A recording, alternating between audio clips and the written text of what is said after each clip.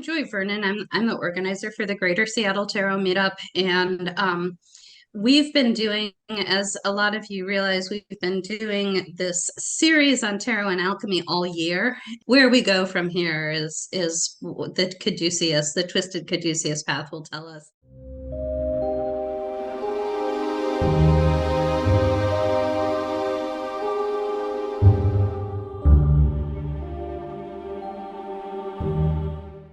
I guess I can just, go ahead and say, this is what we're going to be doing today. We're just going to overview the language of the Emerald Tablet, I believe. My section will be looking at the Paul Foster Case's Tarot Tableau and reviewing that in terms not just of what we've covered so far, but maybe looking for some other greater patterns in the card arrangement and a few other connections. And then Joy will guide us through some spread work, which will combine some of the things that have been shaken out in the previous sections. In the first class, one of the things we talked about was the Emerald Tablet. And we did go into its history there in some depth. So as a quick reminder for those maybe not as familiar, the Emerald Tablet is a ages-old artifact going back to antiquity, attributed to Hermes Trismegistus, or Hermes thrice great. And the tablet it describes a pattern or a formula for creation, for perfection, whether it's turning base metals into gold or perfecting the human soul and personality. So to truly cover the scope and the history of the tablet or into the teachings of Hermes Trismegistus would be several classes unto themselves. So I'm not going to go into that here, especially since we did cover that in the first class. But rather, we're going to look at the text of the tablet, which is fairly short, and then hopefully have some discussion on how we can relate the tarot cards to the meaning that we see within the tablet. So I'm going to read the tablet in full, and then after that, we'll go back over each section, or they're also called rubrics. And then I'll just kind of have like a few questions at each one. As we're talking about those, if you want to take a note on which tarot cards you like to correspond to some of the meanings, that might be helpful, because I think that might come into play with some things that we're going to do later with Joy, or just for your own record. In truth, without deceit, certain and most veritable, that which is below corresponds to that which is above, and that which is above corresponds to that which is below, to accomplish the miracles of the one thing. And just as all things have come from this one thing through the meditation of one mind, so do all created things originate from this one thing through transformation. Its father is the sun, its mother the moon. The wind carries it in its belly. Its nurse is the earth. It is the origin of all, the consecration of the universe. Its inherent strength is perfected if it is turned into earth. Separate the earth from fire, the subtle from the gross, gently and with great ingenuity. It rises from earth to heaven and descends again to earth, thereby combining within itself the powers of both the above and the below. Thus you will obtain the glory of the whole universe. All obscurity will be clear to you. This is the greatest force of all powers, because it overcomes every subtle thing and penetrates every solid thing. In this way was the universe created. From this comes many wondrous applications, because this is the pattern. Therefore am I called thrice greatest Hermes, having all three parts of the wisdom of the whole universe. Herein have I completely explained the operation of the sun. So let's start with that first line or rubric, which is in truth, without deceit, certain and most veritable. So basically, I think this is deemed to just be seen as a declaration of truth or a dedication or maybe even a consecration of the text that is to follow. So I want to throw it to you guys to see what tarot cards we can come up with that would represent an idea of dedication or consecration, or perhaps truth or verity. So if you have a deck, or if you just mentally want to imagine what tarot cards for you represent dedication or consecration. Well, to go to the second, the alternate question, which was what represents truth, I almost always use the sun for that, bringing light to something. You know, if I get a client that asks about anything that's confusing, a relationship question that's confusing, or a court case that's confusing, if we get the sun, it's like the truth will come out. Everything will be seen. I like that. You know, one card that comes to mind is, for me, this just is the Ace of Swords. For any of these, or for truth specifically? Just for this one, this first rubric. Okay. Yeah, I like the Ace of Swords for truth as well. To me, it just, you know, it's like Ace of Swords means it is what it is. And it can cut away superfluousness and get to the core or the heart of something. Definitely. Somebody said it says it also encapsulates that idea of a one thing. Yeah, I like that. For sure. Yeah.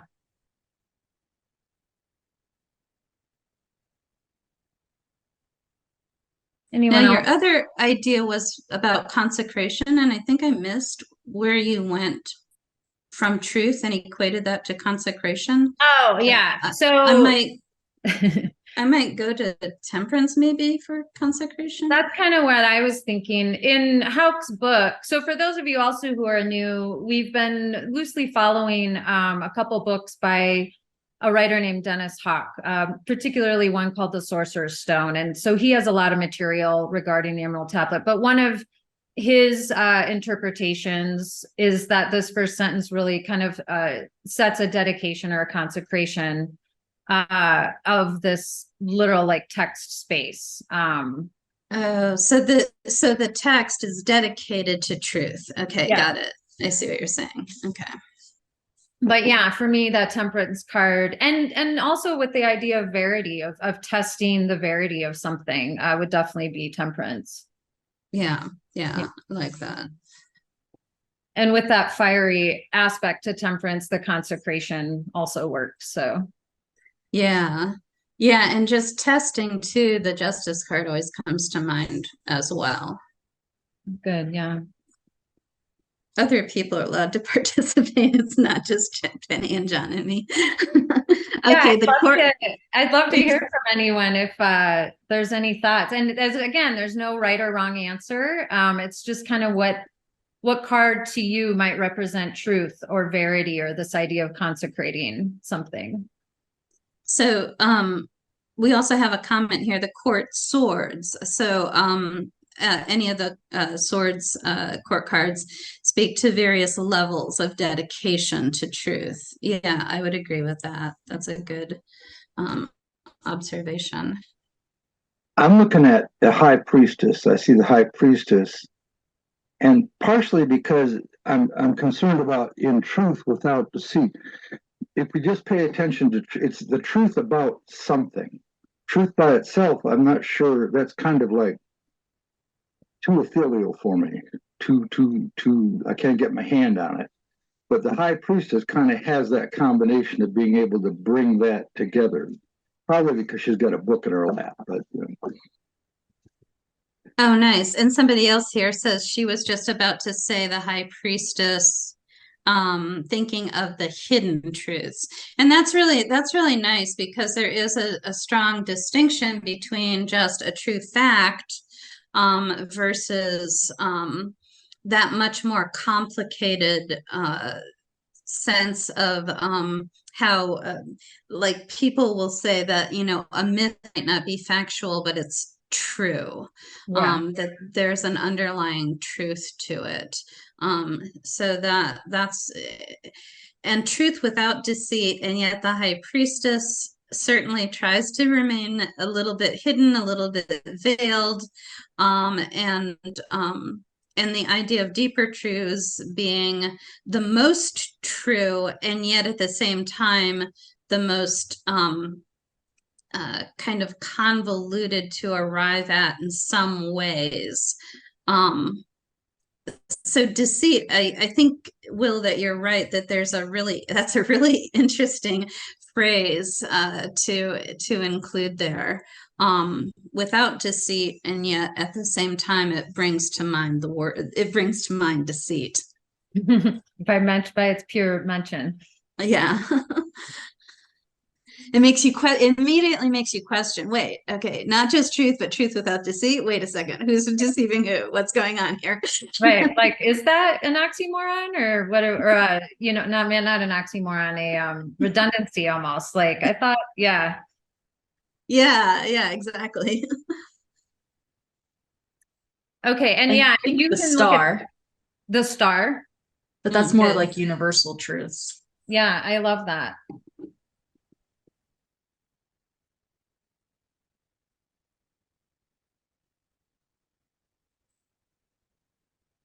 Yeah, because that begs to what Joy was just talking about, you know, like something might not necessarily be fact, but it could be truth. And that goes on either a microcosmic level of our personal truths, you know, that we each carry based on our experience or what have you, but also those universal truths that I assume this is speaking on, you know, both those levels. So yeah, I like the star a lot for that. Well, and it brings to mind, you know, I said the word fact before, just thinking of things that are just very simply provably true or factual or whatever. But then there's so many examples these days of people misusing facts and compiling data in a way that's very misleading and things like that. So sometimes even facts are not true. It reminds me of talking about the tree of life. And a lot of my students get bent out of shape that I don't do a lot of work with dot, and I'm like, it's 11, there are 10 sephirot, not 9, 10, not 11. I'm like, we're not going to work with it. And they're like, but what is it? I'm like, well, it's knowledge. And they're like, but knowledge, you can't do anything without knowledge. I'm like, can you? How important is knowledge? And I always say that knowledge, we cannot, on the tree of life, we cannot arrive at knowledge. We can kind of move around it. We can approach it, but we cannot arrive at it.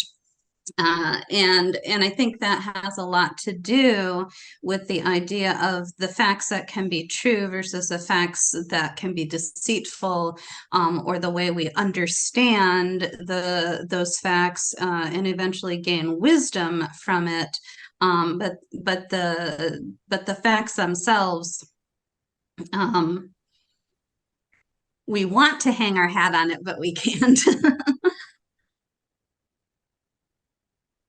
I think that it's interesting because I remember the phrase, and I've used it a lot, is what do you want, the facts or the truth? Yeah. And I think that the facts are easier because the facts are laid right out, and you can only talk about the facts you can see. But when you start talking about the truth, I'm not sure I can see the whole truth. There's always a side of the truth that's kind of not there. I forgot who brought up what mentioned the veil on the high priestess, but I really like that because she's in front of the veil, but there's a truth behind her that's beyond the veil too. Yeah, absolutely. Well, and the high priestess also as representation of subconscious activity, you know, the subconscious deals more with truth than facts. You know, the subconscious deals more with understanding or impressions than facts. That would be more of a waking conscious. The subconscious, I think, can integrate facts into truth that then can percolate back up to the self-consciousness. And I think it's kind of this ongoing cycle. But yeah, it does speak to the fact that I think truth can be changeable, or at least somewhat of a movable goalpost throughout our lives. You know, when you were 7, what was true for you or your truth might not be the same as when you're 50, you know?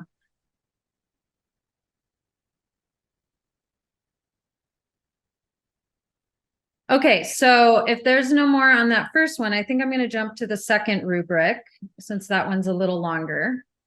So that which is below corresponds to that which is above, and that which is above corresponds to that which is below, to accomplish the miracles of the one thing. And just as all things have come from this one thing, through the meditation of one mind, so do all created things originate from this one thing through transformation. So I think the thinking here basically is that, you know, the idea of correspondence is introduced, and initiating the vertical relationship between heaven and earth, or the above and below, or spirit and matter, you know, as well as that age-old concept that the universe is mental energy, you know, the one mind. So for this rubric, we could look at it in either its part, you know, in the relationship between the above and below, and that vertical connection or axis that we've been talking about these last months, or this idea, or both, whichever you want to take on, the idea of the universe as mind or as mental energy. So we've got a comment, the magician and temperance come to mind for this one, and I would agree with that. I got the same connection there. Yeah, for sure. Which is funny after that first sentence again, because the magician has a depending if you're using a TDM versus more of an esoteric influence deck, he can be quite the trickster. Yeah, for sure. I mean, the original magician was basically doing a shell game. I feel like the world card, key 21, also works for me here. It might be jumping ahead a little bit, but that idea of the integration of the above and the below, or the within and without, that supreme integration or mastery. I mean, that might maybe apply a little better later as we've kind of summed up this tablet, like maybe in the the fifth or sixth perhaps, but I don't know. That one is still kind of calling to me a little bit as well for this. I might go along on a variation of that, but similar symbolism with the wheel. And coming into being, going out of being, maybe the one thing, the meditation of the one mind, maybe some of that can work with the wheel even. Yeah, that's an interesting take. I go with the strength card, Oh, nice. because that is like conquering your own inner demons, so within, so without. I like that. Yeah, for sure. The wheel works as the hub is constant and the same, even as the spokes and the rim of it change. Yeah, so the hub is constant and always the same, and the hub changes. Yeah, definitely. I love that. Yeah. Yeah. Well, and I always like that symbolism. The Morgan Greer to me is the best image for that one, because it shows Kaf is the cupped hand, and it shows that, or the grasping hand, and it shows that hand on yeah. And so it's kind of like, go to the outside of the wheel, you're rising and falling off. Go to the center of the wheel, then you have the control and the and also that centeredness or presence within yourself as well. Does anyone have any minor arcana keys that work for them? I know John brought up the Ace of Swords, and someone else brought up the Sword Court cards. Curious if anyone has any minor arcana keys that jump to mind, either for the relationship with the above and the below, or this idea of the universe as mental energy. Well, I think the Eight of Wands is another above below. It's not necessarily a two-way street in the Eight of Wands, but it is reflecting, bringing that which is up above into material being, to the earth, making something real. Yeah, and I think Yeah, I like number 8 itself, with its really, the pictorial representation with the infinity or lemniscate, that idea of that constant cycle too of up and down. Yeah, I like that. The 8 of Wands. I don't know if I would have thought of that. That's really great. I've got a comment here, perhaps also the devil with his hand positions. Nice take on that. Yeah. No, that's super cool. The Hierophant is also often, portrayed with that double, that gesture with his hands, I believe, in his right hand, whereas he has 2 fingers pointing up, 2 fingers down. I think that's also in the BOTA version, but that's definitely there. Oh yeah, because the papal hand position is the things that are revealed and the things that are concealed. Yeah. I'm trying to think of more minor arcana too. 8 of Chalices, balance between passion and reason. I'm thinking too of a combination of aces and tens of the minors. Yeah. Ace is Yeah. the and the 10 is the below. And you could look at the, even this, that chain of evolution from element to element, which we see in Kabbalistic world, where basically the Malkut is the cater of the next world. So that's kind of one way I was looking at it. Yeah, absolutely. And somebody else says agree with the aces and tens comment. Yeah, I agree as well. And I'm putting together, it took me a second on the 8 of Cups reference, but I think maybe that person is considering 8 as Hode and Mercury and intellect as reason, and then the cups as the passion or emotion. And maybe that is that reference. Let me see. On vertical, here's another comment on vertical axis, Judgment and 6 of Pentacles. Judgment and 6 of Pentacles. Let me write that. Yeah, definitely. I see. Yeah. Okay. I see both of those. Yep.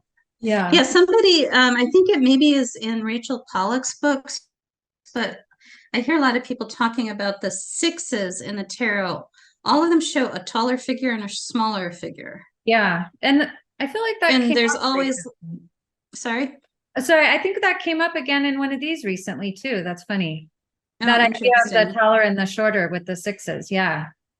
And that one, typically the taller is like giving something to the ones that are lower down or smaller. Yeah. Interesting. Cool. Yeah. All right. I'm going to move to the 3rd rubric.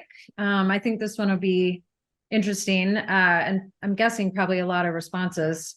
Its father is the sun, its mother the moon. The wind carries it in its belly, it nurses the earth. It is the origin of all, the consecration of the universe, and its inherent strength is perfected if it is turned into earth. So obviously, we see the 4 elements as differentiations of the one thing, or first matter are introduced here. And really I think, the thinking is that they're kind of telling this story of creation. The line, its strength is perfected if it is changed into earth. Hawk was talking about, that this speaks to the development of the Prima Materia by the earth that leaves it something more than earth. So especially when we talked about in the 4th stage of conjunction and then in this final stage, that really the goal is that both the spiritization of matter and the corporeal, the raising of matter to the level of spirit, and that kind of two-way street. And so the thought is, I think it was conjunction when we talked about fixing the volatile to the cross. It's that idea that human personality in our linear realities and in these physical bodies, we can't truly engage with that until it is fixed into earth, that this is kind of the end and then the beginning of the journey. And so it was this thinking that it's fixed or perfected into a stable substance, and thereby that's what makes it fulfilled. That's when it has reached fulfillment, and when we can actually engage with it. So this idea of the elements, first matter, and the first matter differentiating itself into the elements, this idea of creation and then its perfection through earth or through matter. And so that one, you know, the questions we could ask in connection with our tarot keys is obviously what keys really show this engagement or use of the elements. And there's a couple pretty obvious ones that we could name for sure. But also what tarot key or keys might speak to this idea of something coming into fulfillment or reaching its perfection, so that we can actually then raise up with it, engage it, and make it of practical use. You know, this fixing to the volatile, or this stabilization of spirit into matter. And I'll just say really quick, this, when I mentioned the world card earlier, I'll say it again. For this rubric particularly, because not only does it show our representations with the 4 cherubim, with the 4 elements and the fixed astrological signs, but also that figure as kind of that integration of the spiritization of matter. See, I'm going to go with a death card on this one. Okay. And because, you know, it's about death is about going back to the earth, essentially. And that it enables, you know, rebirth or growing, becoming into being. Essentially, you have to have that process of death in order for life to emerge. And maybe that the death card in conjunction with the judgment card, maybe those two together kind of capture that idea or principle. Yeah, I think that's pretty brilliant. I'm going to say the Empress, because when we first were studying this back at the beginning of the year, I definitely see the 4 elements. The sun is fire, the moon is water, wind is air, obviously earth is earth. But of those 4, mother is the moon, the wind carries it in its belly, which is the pregnancy image. Its nurse is the earth, which is a you know, another maternal image. And I always, back at the beginning, I just had a great big question mark. It's like, why is this not more balanced between as we were saying last time, philosophical masculine and philosophical feminine? But now I'm like, hey, it's all about the Empress card. So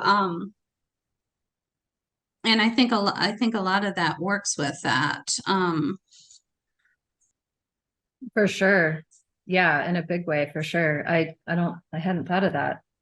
At the risk of mixing metaphors, this particular portion reminds me a lot of the concept of Tao, the Taoist thing. And when you brought up, and I was trying to think of the card that was most like that, I was using that as a transition point. And when Joy brought up the Empress, I really think that's it. I think because she represents very much so the Tao, the earth, and the whole encompassing of everything, the potential for everything. Yeah, I definitely think we have a winner with the Empress card for sure. But I am intrigued by the death judgment thing that was brought up as well. That's really cool. Kind of the dark side of the Empress. Yeah, the Empress, her Hebrew letter is Daleth, which is door, but it's that idea of the door that, you know, we come and go through the door, right? It's not just the birth, it's also the rebirth, which you don't usually have rebirth until there's been death. So here we've got a nice comment. It makes me think about the Princess of Discs and the Thoth deck specifically, or perhaps a Page of Pentacles in general, as the last of the 4 trees and pure earth manifestation. Could maybe work here. Yeah, in the Denver Tarot Meetup, Mo Abdelbaki would come in, and he always maintained that all four princesses in the Thoth deck were all pregnant. But yeah, absolutely, the princesses. And even going into the four elements that we mentioned, that the elements are the thrones of the princess, the four aces are the thrones of the princesses. All of that makes really good sense. I actually like that even better than my Empress response. I'm thinking also of the Ace of Pentacles or discs or coins because of the in the Rider-Waite-Smith, there's the pentacle hovering in a hand above a garden with its gate.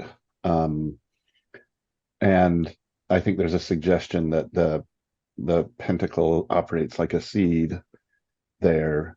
And in the fifth spirit tarot, that pentacle is a bulb, like a bulb that you would plant. And it also has that kind of, it made me start thinking about the imagery of pregnancy, that the bulb itself seems pregnant with possibility, as though somehow the elements have worked upon the bulb and is ready to go into earth. So I'm just thinking about that phrase at the end of the third paragraph, turned into earth.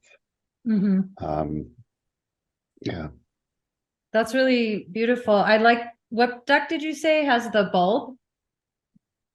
It's called the Fifth Spirit Tarot, and it's a fairly new deck.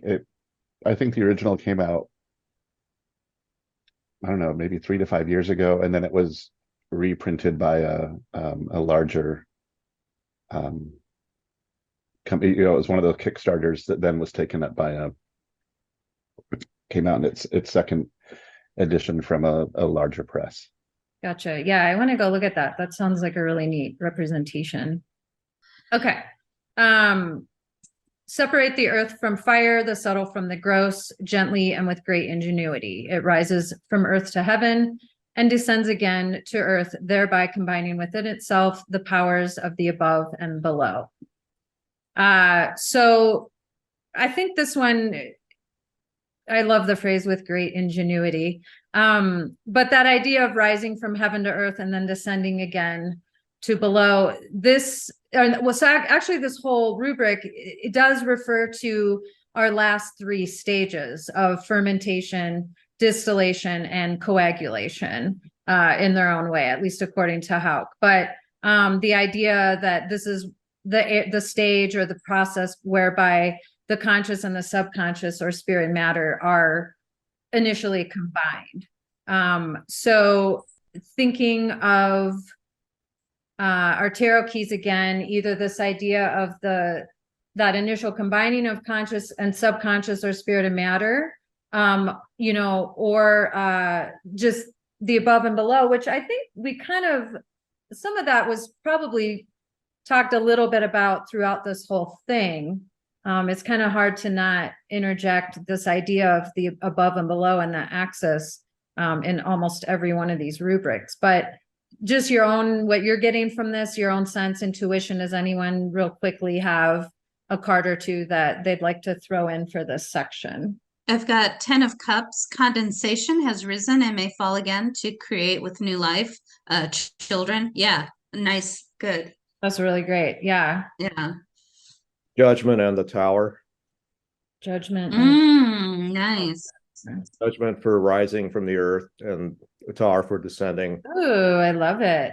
Yeah. Yeah, the 10 of Cups actually has a rainbow and everything. So yeah, that's working really nicely. I'm gonna say Temperance again for this one as well. Yeah.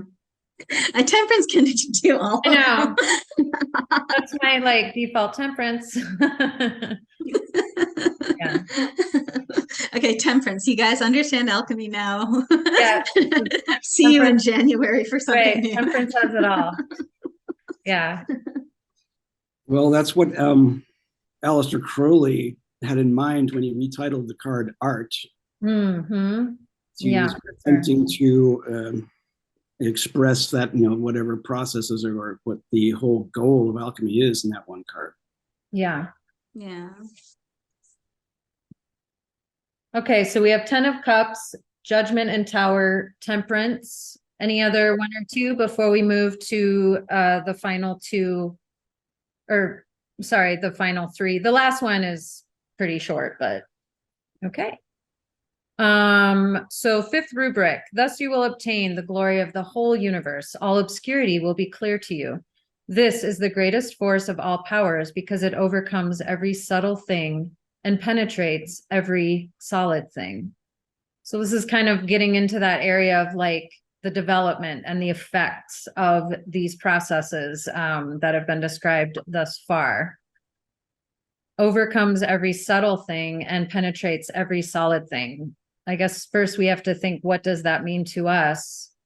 And then what tarot key might work for that. I might go to Seven of Cups, which is more of the illusion of that, and yet that fog does kind of penetrate through everything. So that might be an interesting one, and it is a 7. I'm gonna say Temperance. No, I'm just kidding.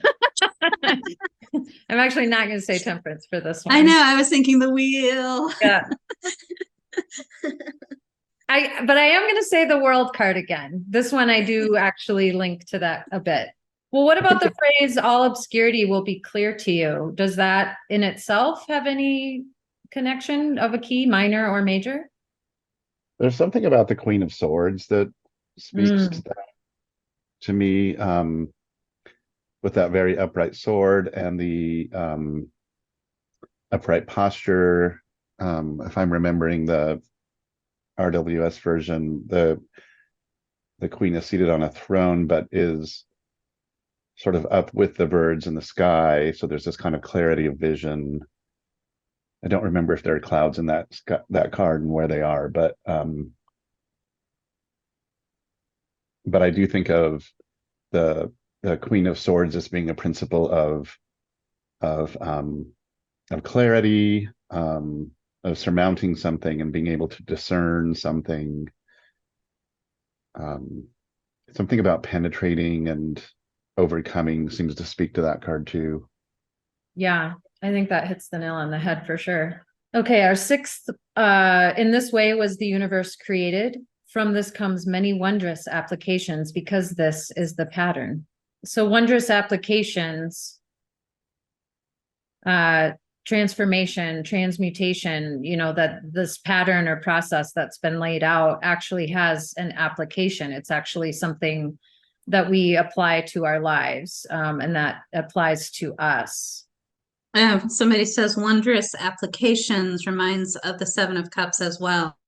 Yeah, there's a little bit of that pipe dreams and imagining of what the potential could be type of energy there that does make sense. Yeah. I was thinking, of course, with my section, imagination and possibility. Yeah, good. In my section, I was also working with the Emerald Tablet, and I just chunked these 7 rubrics up against the 7 stages without any level of discernment other than to say the first one goes with the first stage and the second one goes with the second stage. But this one matches up with distillation, which is the moon in our order that we did. And the idea of distillation and how John taught that to us with the Mondrian and getting down to the essence of something and the underlying structure, the pattern.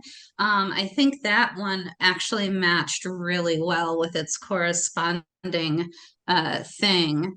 And so the idea of what is an underlying pattern that is the formula that always produces the same result, or even a platonic form or something like that.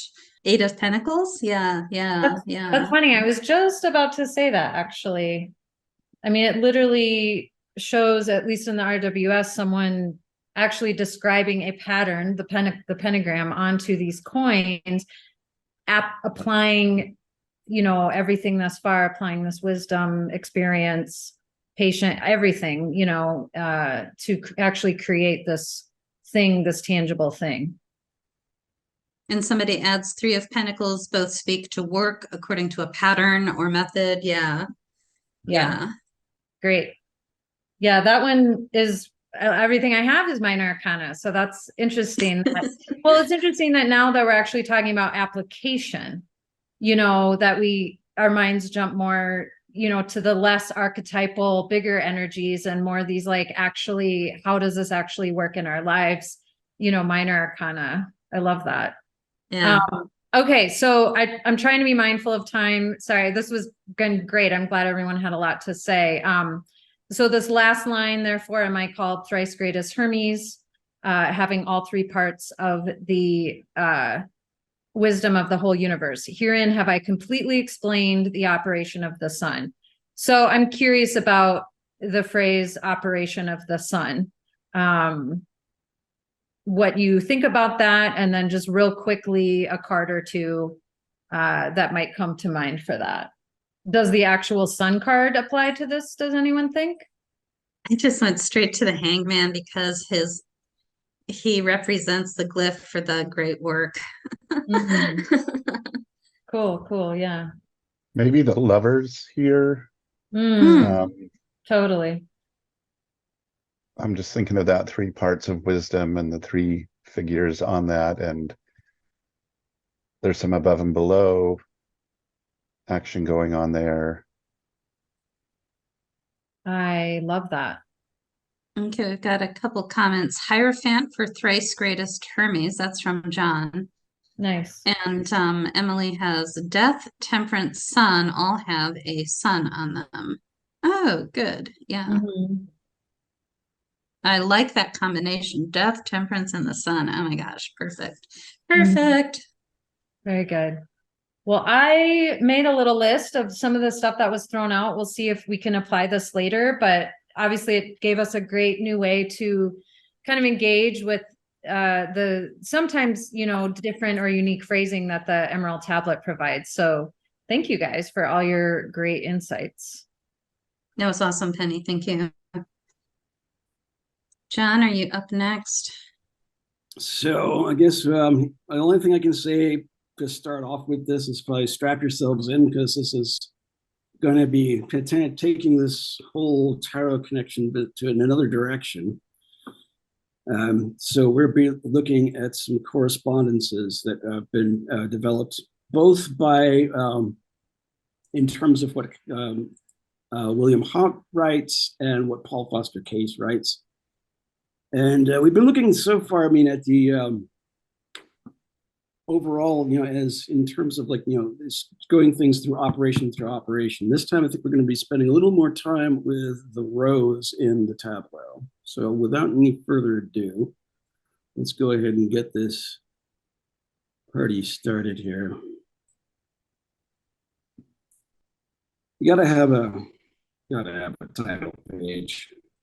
This is a comment, I guess, just another introductory commentary. I'll make this brief. It's like, you know, this kind of demonstrates the interplay between lunar and solar consciousness. While I was trying to consolidate notes solarly, I was also lunarly trying to put things together visually. So I realized pretty quickly that my notes did not match my visual, the visual section here. So this might be a little sketchy, but we'll leave you decide. First of all, I just wanted to go over how outlines the breakdown of the deck as a whole in relation to the operations that we've covered so far. And so he breaks this down elementally. So our first element is fire, which he equates with the operation of calcination. And he attributes this to the entire side of entire suit of wands. So that's just, you know, taking just diving into that basic correspondence to the element of fire. Likewise, he assigns the element of water to dissolution and the entire suit of cups. Our next operation was separation, which is ruled by air, which has the entire suit of swords, as standing is the element of air. And as you probably would have guessed, the earth element, as it relates to conjunction, is the entire sign of pentacles. Now, it would be great if we could, if we had the time, we could examine that whole sequence of all of those cards pictorially and see what kind of story they tell in terms of what kind of operation they're dealing with. But unfortunately, that might be something we'll have to do on our own time. But it might be worth doing. It's worth looking. I'm sure everyone's done this before. Just laid out all their small cards and numerically 1 through 10, and just seeing a progression happening. Sort of a story developing in terms of how that element develops.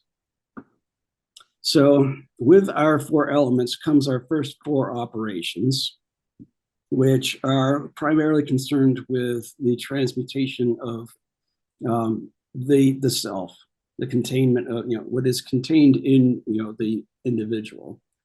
Our next 3 dealing with something a little higher. So our next element or essence now is sulfur, which relates to the operation of fermentation. And that he attributes to the first 7 of the numbered major cards, 1 through, so that would be the magician through the chariot. The next essence we deal with is Mercury, which is assigned to the operation of distillation. That would be the next sequence of 7 cards in the majors, 8 through 13, with strength through temperance. And our final essence is salt. He attributes that to coagulation, and the majors in the final 7 of that sequence. So that'd be the devil through the world card. And the only card that's left over is the Fool, which we will attribute to the concept of Prima Materia, first matter. There are other, this is just, basically that stands for the element, the essence, which has been completely, is completely raw and unrefined. And in contrast to what we would call the Philosopher's Stone, which would be the final product of the refined salt. So here we have, at least a map that we can work with overall in terms of what, how the entire deck can be applied to this whole system. But we'll probably, focus more on the majors here, obviously.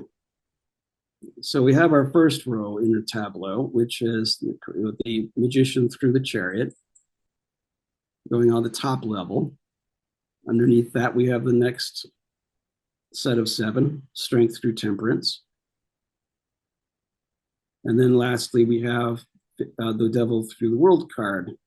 We have this, all lined up in columns corresponding to each of the 7 operations, denoted by 3 levels of mastery. Before we get to, okay, so let's see what I have here. Yeah, so each of these levels corresponds again with each of the essences, with the top level corresponding to the element of sulfur, the middle row being attributed to Mercury, and the bottom row to salt. So one other way we can look at this, and we kind of alluded to the phases in alchemy, but which are distinct from the operations, but it's kind of worth looking at just to see, looking at these cards in smaller groups as well. So our first phase is the black phase, phase in which decomposition takes place. This is, where essentially in a lot of cases where the the original substance is broken down, and a lot of the impurities are removed from the substance. And this phase is also attributed to or corresponds with the element of sulfur as the beginning stages of the whole process. It's kind of the first initiation of what happens next. And what happens next is, if I can get back to my, see, there we go. What happens next is the white phase, which, whoops. Okay, let's skip ahead. So here's all the phases. That was unintentional. All the phases at once. So you can see, the first black phase comprises of the first two operations of alchemy, calcination and dissolution, both of which are a process of decomposition and reduction. The white phase comprises of the next two operations, separation and conjunction, and the elements of air and earth, which is a purification phase where the essences are identified and separated and then recombined. And the red phase, which is the more advanced one, basically what it does is it reiterates the entire process that came before, even with a little more compression involved. So there's a bit of a calcination involved in the fermentation process, particularly the beginning of it when putrefaction takes place and that energy is released in the decay. But the goal of that is, overall, is the empowerment, is building a unification with spiritual and personal forces.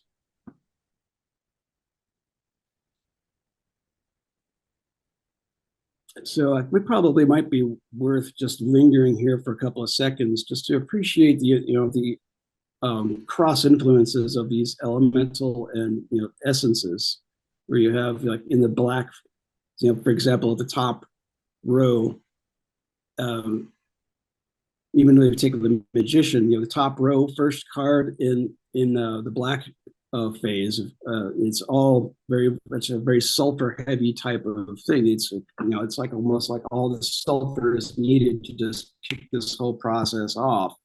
This is so. And then you can look in other combinations of elements and essence for each of these cards, and come up with another picture of what this card entails in terms of the process. Let's see. So we'll come back. Let's go to the rows now and say, I just wanted to. We also hinted at the Magisteriums in the last one where we're talking about coagulation. And these are levels of mastery. This is the kind of the planes that were spoken of that Hermes Trismegistus had mastered, which is hence his title. Thrice great, he has conquered three levels of being. To break this down a little bit more,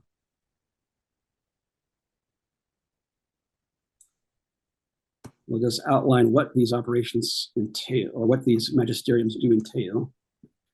It could be, you could describe this first magisterium as a mastery of physical alchemy in terms of how alchemy exerts itself naturally in both the world and in our lives. One thing that Hauck had outlined in some of his writings is how, like, say, the calcination happens it's happened to us all pretty much almost spontaneously. If you've ever had those moments in life where it feels like the rug's been yanked out from underneath you and everything is upended and you've kind of lost all sense of perspective, that's kind of a calcination, kind of like exerting itself on you and saying, look, it's time for you to do some work. Likewise, when the subsequently the dissolution comes along, and that's a lot of people just become a little more. That's like when the depression phase can set in. People get more introspective about what happens, and then they start to derive some meaning of it. Hopefully, in the next stage, but it is working towards the development of the lunar alchemy, which is based, more on subconsciousness, which is driven and connects with dormant energies, not the energies that are existent in ourselves as a natural force, as well as on the outer world. And there is also the aspect of these magisteriums being levels of a type of sort of initiation. In this case, he likens the first magisterium as the philosophicum, or as just being aware of that there is something going on beyond what is known immediately, that there is some kind of a purpose or reasoning behind all this. And the second magisterium was dealing with the mental alchemy. Here, the goal is psychological balance or individuation, if we look at it in Jungian psychological terms. It's the integration of the entire psyche. So this is a much more deliberate process than the physical alchemy, where the physical alchemy can be either witnessed or experienced, but here you're taking some initiative in controlling the process, or starting the process on your own and working through it all. It is based on the development of the solar type of alchemy, which is conscious of a conscious mind driven by intellect, and is geared toward just developing a heightened state of awareness and of the grade of a mastery of initiation. Here is the theoreticum, understanding.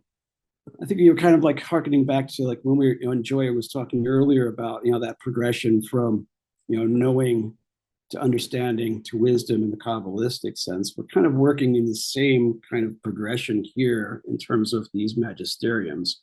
We start with just kind of having an awareness of a knowledge of what's there. And the next stage, we start to understand how it all works together. With the third, we have the level of spiritual alchemy. And the goal here is the refinement of the soul. This is working with stellar alchemy. And we've been working with these three levels here on a regular basis, as some of you will know who've been working, attending this for a while, where we've been endeavoring to cover each of the operations in each of these forms. But the stellar form is basically the super consciousness as we understand it. There is the combination of conscious and subconscious processes. Is derived basically using for meditation as its vehicle, and it is seeking union with divine energy. And as an initiation, it is the practicum. This is the actual learning to actually use it properly. Does anyone have any questions at this point about what we've kind of covered so far? Before we go into, we'll look at the rows a little more carefully in a couple of minutes, but I just wanted to pause here to see if anyone had anything that they wanted to ask. I'm curious, John, your thoughts in Haupt's book when he briefly talks about the Magisterium, and I'm just thinking of Sorcerer's Stone. So if it's more in detail in the other one, apologies, but I'm wondering, I think he mentions like this isn't necessarily linear, like a perfect linear process all the time. In terms of like, step 1 through 7, 1 time, step 1 through 7, 2 times. You know what I mean? That sometimes it can be a little nonlinear. Do you have a recollection of that? Or any thoughts on that related to like what you're putting here in terms of like, I don't know, is there sort of a weaving back and forth between these lunar, solar, and stellar modes, or do you think it is more linear, or do you recall that part in the book? What I'm, I guess, not doing a very good job trying to get at. Well, I'm not I'm not entirely sure if I remember that section of the book all that clearly, although I probably can just provide my take on that. I think there is that. Well, I do think that there is. What I got from that was that there was a bit of a linear process where he says, okay, first you go through this, the first sequence of 7, then you go through the next sequence, the second sequence of 7, and the third sequence of 7, and that is the development of the lunar stone, the solar stone, and the stellar stone. And then likewise, also, I mean, so we have that linear process there, but there's also that vertical axis between, when you're working with the columns of the 3 cards in combination. I think there's also that level also coming into play.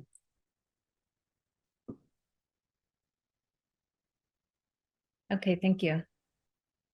I don't know if that answered the question. It definitely pointed in a better direction than I was at.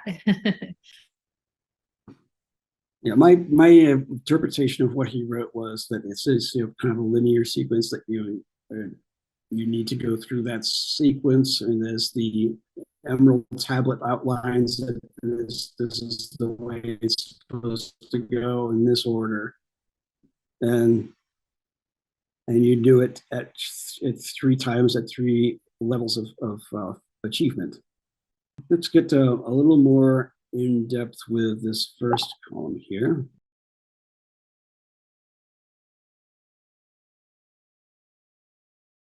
So, I mean, one of the things I was I just wanted to kind of like put this, also throw this out to observers here. You have to, to provide your own observations too. But one thing, I've kind of noticed here was a certain patterns developing in these rows, and also in terms of like what phase that they were in. Like if you consider the 2 cards of the black phase, and we have the magician and the high priestess, they're kind of almost they're often paired together as kind of like esoteric fraternal twins in a way. But and then you see a repetition of that male and female pairing in the white phase with the Empress and the Emperor. And all 4 of those cards are singular figures. And then the pattern ends up breaking when we get to the red phase. And then the Hierophant is here. Okay, well, he's another singular figure, but now he's addressing a pair of other figures that have entered the picture. And he's also indoors while the rest of them are outdoors. So there's a certain change in location and atmosphere, whereas it seems like that a lot of that other activity, the previous activity, has been just taking place out in the open. But now this next phase of it requires some work and some inner work. We also see the pattern of that kind of like that triad pattern repeating itself in the Lover's card, where we have the angel and the man and the woman. And then you have also that same pattern replicated in the Chariot in a different form, where you have the charioteer and the 2 sphinxes drawing the chariot. I really love that observation, John. And I think you also just wanted to a bit of a callback to the comments that were made about truth. And I think when we were talking about that particular part of the rubric and the high priestess came up, I kind of was thinking about the magician at that point as well. The magician is notoriously also a notorious trickster who, he can reveal truth, but he definitely reveals it in his own cheeky way. Usually by also pulling the rug out from underneath us and kind of tripping us up to make us look at examine our lives a little more carefully. The high priestess does a similar thing. She just does, has a little different approach. Okay, I can probably go on, and we can take another look here at the central. And one about the second Magisterium. Here, I think the patterns, the sequence gets a little more complicated. It's not quite the same neat picture that we had in the upper column or the upper row. I'm looking at these as kind of like, they are kind of telling a story, like, comic book wise in a way. That's all usually how I look at when I have seen a card. I'm sure probably a lot of you have just like developed a narrative every time you've run a spread of cards and just made a story up just from the pictures. But I think similarly, we have a commonality with the cards in the that represent the black phase, or the strength and the hermit. We have that same outdoors. That actually both of these are definitely seem to be firmly planted in the wilderness, away from civilization and all conventions of societal behavior, norms. They have strikingly similar postures as well. But then you have go into the white phase, and you have the wheel and the justice together. I think, going from strength of the hermit to the wheel, I kind of almost see a progression of becoming, less and less self-identified and more, engaged in something that's, larger and more open. I think you can see that with the Wheel of Fortune. It's like, there's not any personifications in there, save for the angel, but there's nothing. It's not quite the same personifications that are in some of the other cards we've seen so far. But what is unique about the wheel is that it does depict, all not the four elements and the three essences. We have the four elements represented by the cherubim in the corners, and we have sulfur, Mercury, and salt represented by the serpent, the Sphinx, and the character of Anubis, I believe that is, or Herm Anubis, circling the wheel. So then we have all 7 stages of the process open to us now and clearly visible. And that the only thing that really carries over to justice is the sword. For me, sometimes the sword, the Sphinx in the Wheel of Fortune is usually holding a sword there. But again, we have this move inward in a way. It's kind of like went completely open, and now we're back indoors again.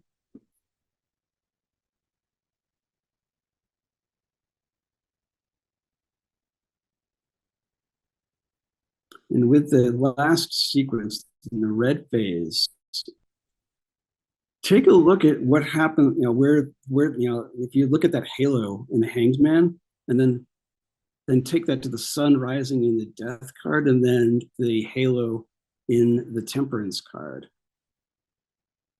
That kind of tells a little bit of a story there.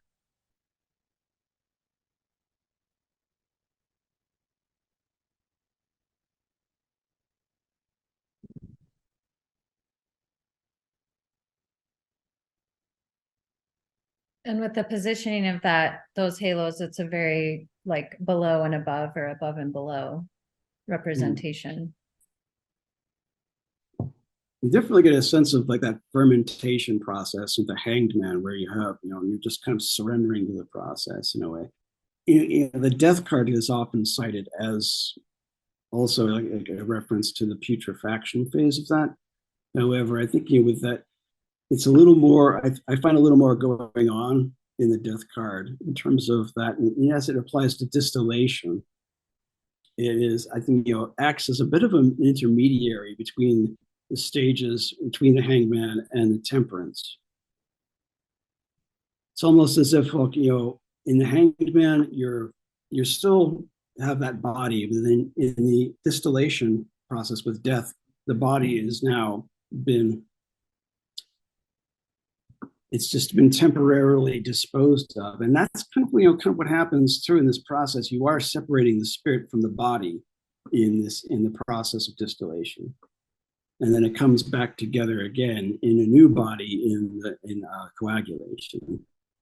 Any other observations, or we can take a quick look at the last row here and just continuing on in the interest of time. And This one, I think we've got definitely a consistent evolution of something going on across the entire row, I think. If you start with as a focal point, starting with that inverted pentagram at the top of the devil's head, and then moving into the tower, substituting those that for the crown, and then you have that solar lightning bolt coming up from the upper right corner. Then that star goes full center in the star. That illumination becomes brighter with the moon, and finally here it becomes this big, you just see this progression of it gets bigger and bigger and bigger and more prominent and more illuminating, until now here it transforms into the angel. And then finally you've come to your, what it essentially is, the perfected soul.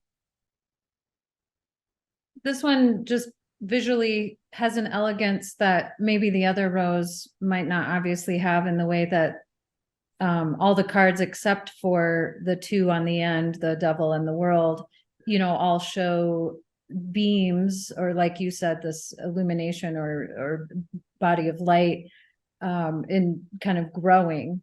And then the final, or the first and the last card, the devil and the world, being that same indigo color as like bookends, of like this idea of that indigo bookending this progression of light that is within or between them. You definitely see a progression from the gross to the subtle. This is brilliant, John, laying it all out like you did, and the idea of that inverted pentagram, like piercing the skull of the devil, leading into the crown toppling off the tower, and the almost calcination level of burning that we see there. But and some cards show the figures falling into water even for that dissolution. And then, just like you said, going through, I always looked at that star, moon, sun as brighter and brighter light, but I never laid all seven out. And so seeing that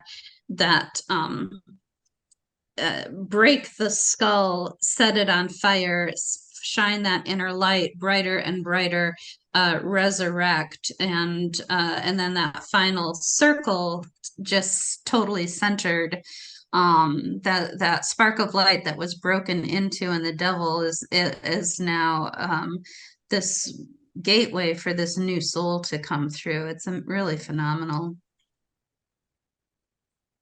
And I can also appreciate too, is like those first four cards of the elemental ones are all happening at night or in darkness. It's almost as if you see it, you just can't kind of see a progression of almost like becoming comfortable with that darkness first before you can really find your way out of it, and then finally stepping into the daylight. Yeah. An observation that I always had with this row is if you start at the devil, and basically if you took a line and started at his Mars center genital area and drew it straight across, it's interesting because if you go to the tower, you're in the same position of the man who's falling and that same area of his body. You go to the star, you're in the same area of her body.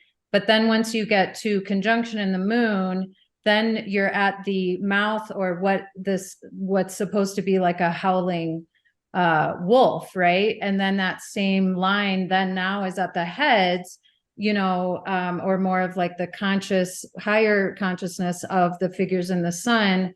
You keep going, and then you're at the opening of the trumpet, right? And that which awakens you and calls you. And so there's also this progression of like starting in one area and working through until this, like, it's that same area that on one hand is the downfall of man if you look at the tower, but yet is the awakening if you look at judgment. And that line, if you draw it, kind of goes through that whole progression. Coolness. Well, thank you. Okay, that would be a good place to stop, I guess. Cool, thank you. So I'm going to share my screen because I have got a little slideshow for you. Okay, so I was tasked with doing a tarot spread for this, and we had talked about doing the Caduceus. So I ended up finding some really interesting stuff, and I want to talk a little bit about some Caduceus symbolism and introduce the idea of this potential spread. So, that's the basic agenda.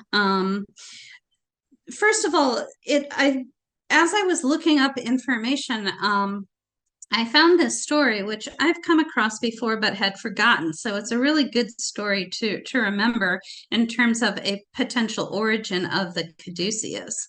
And so in Greek mythology, Tiresias, who was the blind seer, was walking along and saw two snakes mating. He hit them with his staff to separate them. Hera saw this and punished him by turning him into a woman. 7, our magical number, 7 years later, Tiresias again saw two snakes mating and again struck them with a staff. This time Hera turned her back into a man. So Tiresias is known for that living, and during those 7 years, lived as a woman, got married, had children, and all of that. So Tiresias is known for changing from one thing into another and back again. And last time Penny pointed out the idea that the word stone can mean waymarker. And so lapis or lapidus in Latin, stone, milestone, or jewel. And it made me remember the idea of a herm or a herma, which were piles of stones, or more specifically, a stone column. They were sometimes carved, which is the case here, and it was Hermes, and it usually was carved with the head of Hermes or a face of Hermes, and then the genitals, which somebody appears to have broken off the primary part there. So like, what were you doing with that? And those herms were by the sides of roads, particularly to mark crossings and at the boundaries of land. So boundaries and transitions. So we're starting to get a little bit of a theme going here. And so I found this rather interesting image here, which was from a like 18th century German alchemical text. And the banner up here is "At last we are crowned by you." And so this obviously is a sense of completion and attainment of this process and the idea of being crowned as a result. And so of course, with that banner, I initially, of course, I took a couple terms of Latin, but not enough to really know anything at all. So I threw it into Google Translate, and the first thing that came up is, "At last we are crowned perverts." And I was like, oh man, I wonder if that's what it really means. And so I was like, okay, you know, this is Latin, change the V into a U and see what we get. Okay, so that came up with "At last we are crowned Peruvians." I'm like, not bad. I still don't think that's exactly what it is. So I was like, okay, per is definitely a word by itself. So I'm going to try it as per vos as 2 words. And so then I got "At last we are crowned by you." I'm like, okay, that makes a lot better sense. So we're crowned by Hermes.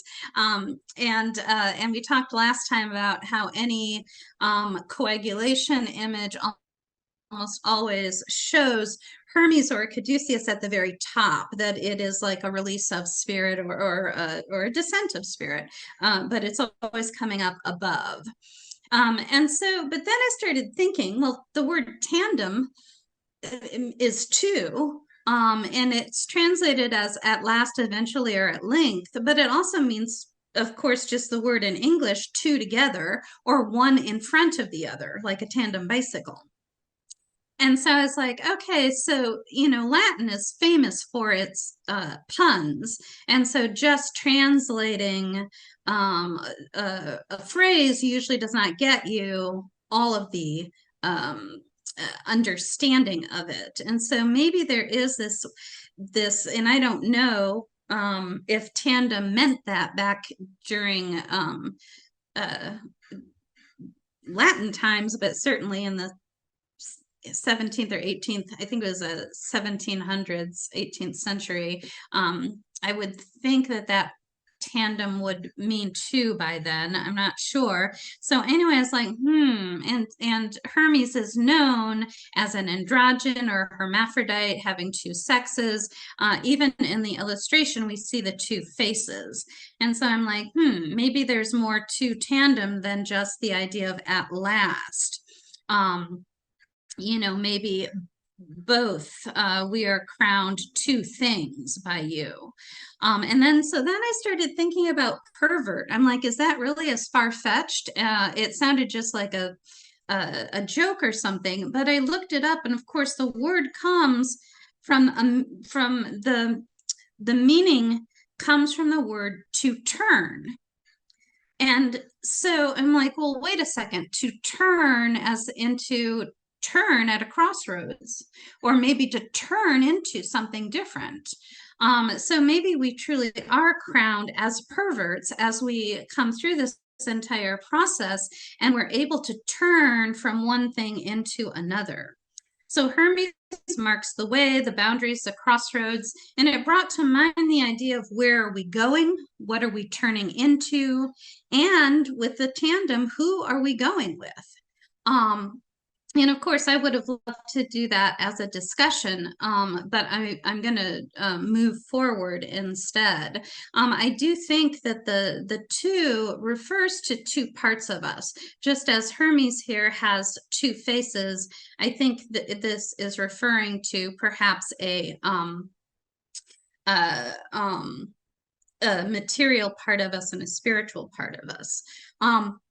And I think that's represented over here. If you take a look at this, on one hand, there's the globus cruciger, and on the other hand, the caduceus.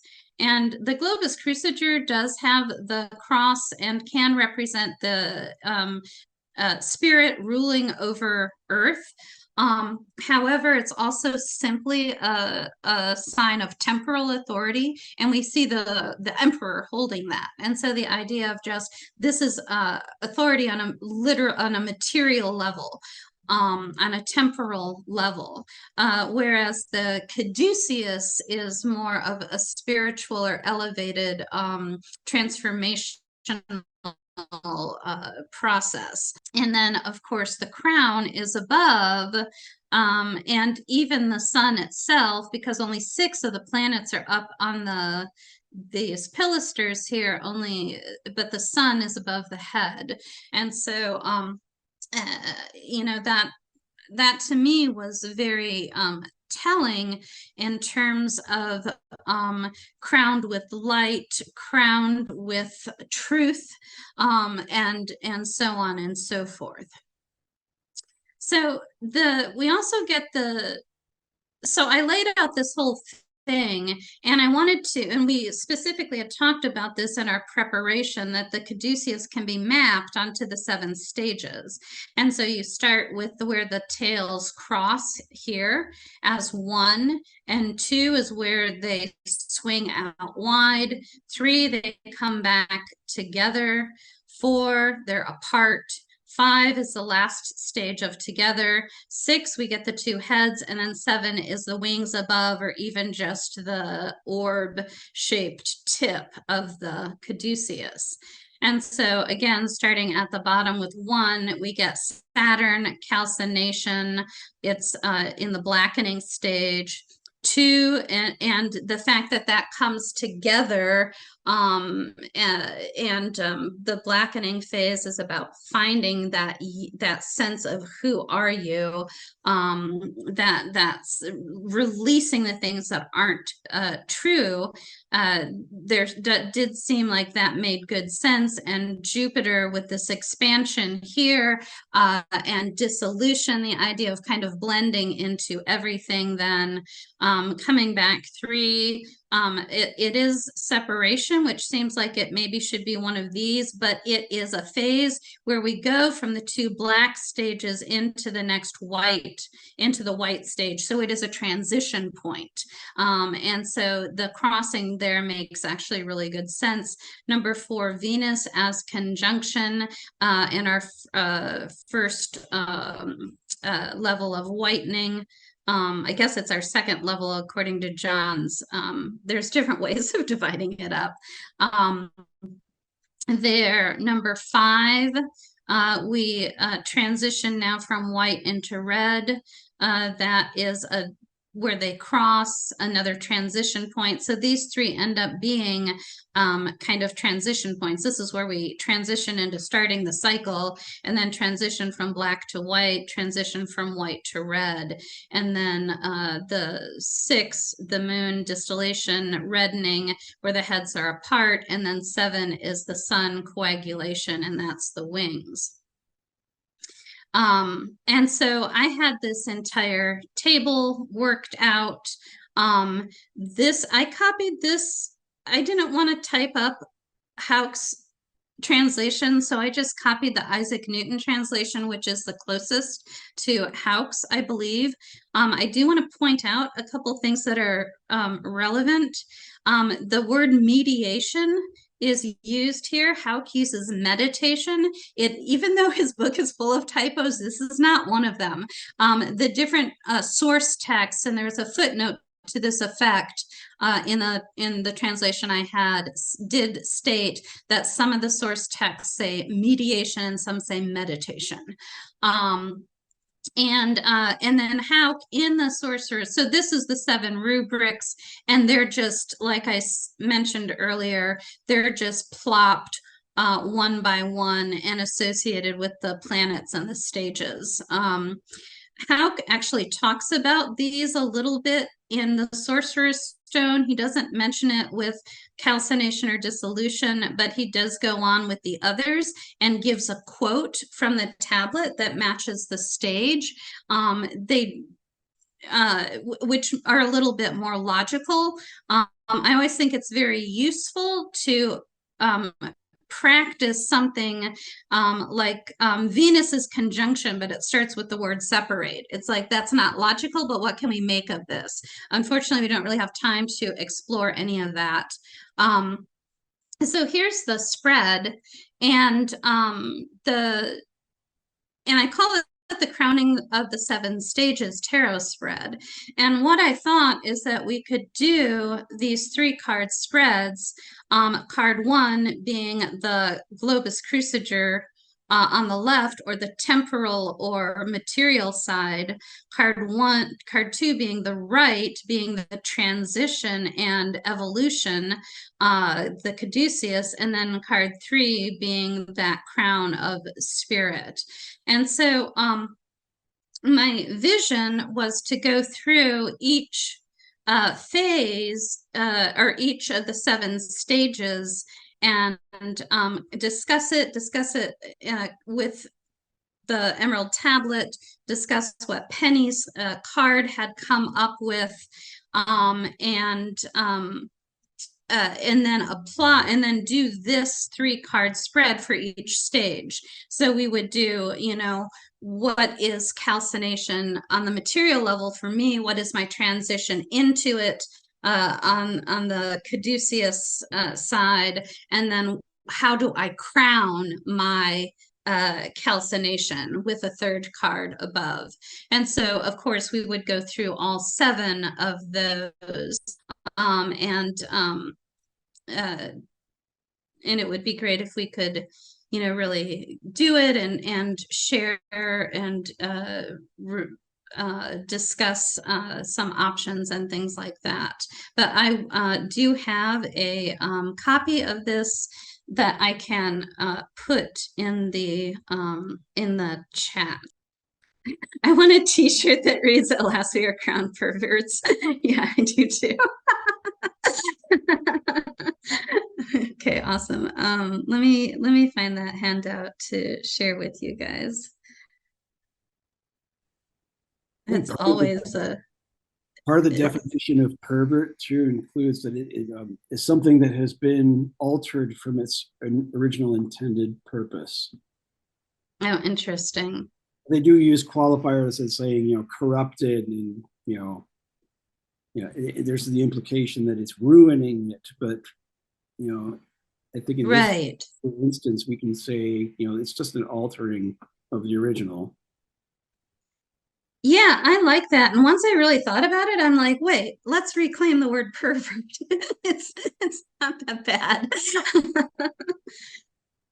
Okay, that loading, and that is simply a slide deck for what I just showed you. So you can play with that and really play around with those tarot spreads and see what you get.